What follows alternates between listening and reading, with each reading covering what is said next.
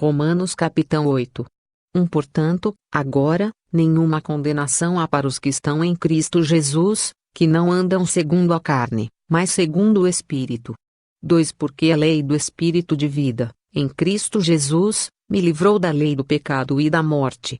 3 Porquanto, o que era impossível à lei, visto como estava enferma pela carne, Deus, enviando seu Filho em semelhança da carne do pecado, pelo pecado condenou o pecado na carne. 4 Para que a justiça da lei se cumprisse em nós, que não andamos segundo a carne, mas segundo o Espírito.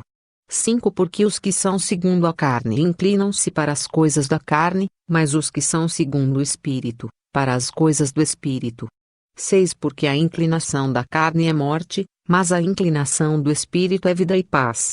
7 Porquanto a inclinação da carne é inimizade contra Deus, pois não é sujeita à lei de Deus, nem, em verdade, o pode ser. 8 Portanto, os que estão na carne não podem agradar a Deus. 9 Vós, porém, não estáis na carne, mas no Espírito, se é que o Espírito de Deus habita em vós. Mas, se alguém não tem o Espírito de Cristo, esse tal não é dele.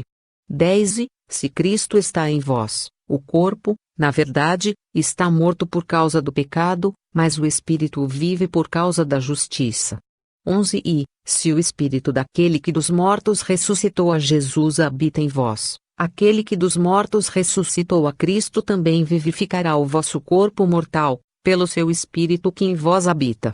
12 De maneira que, irmãos, somos devedores, não há a carne para viver segundo a carne. 13 Porque, se viverdes segundo a carne, morrereis, mas, se pelo Espírito mortificardes as obras do corpo, vivereis.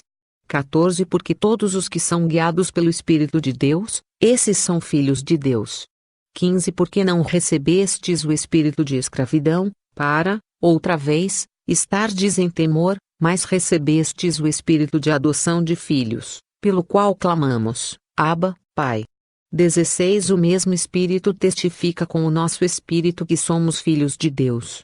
17 Se nós somos filhos, somos, logo, herdeiros também, herdeiros de Deus e co-herdeiros de Cristo, se é certo que com Ele padecemos, para que também com Ele sejamos glorificados.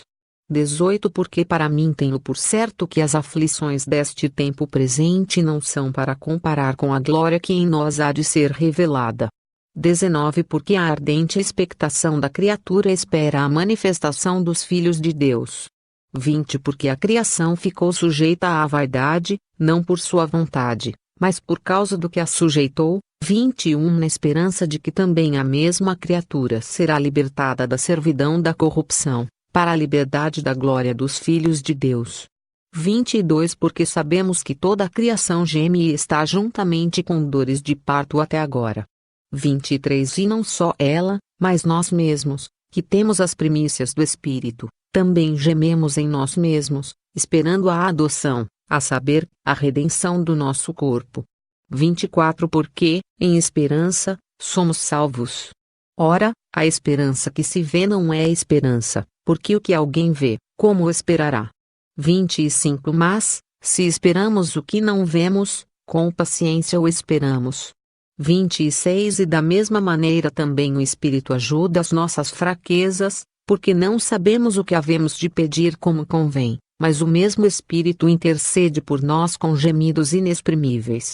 27 E aquele que examina os corações sabe qual é a intenção do Espírito, e é ele que segundo Deus intercede pelos santos.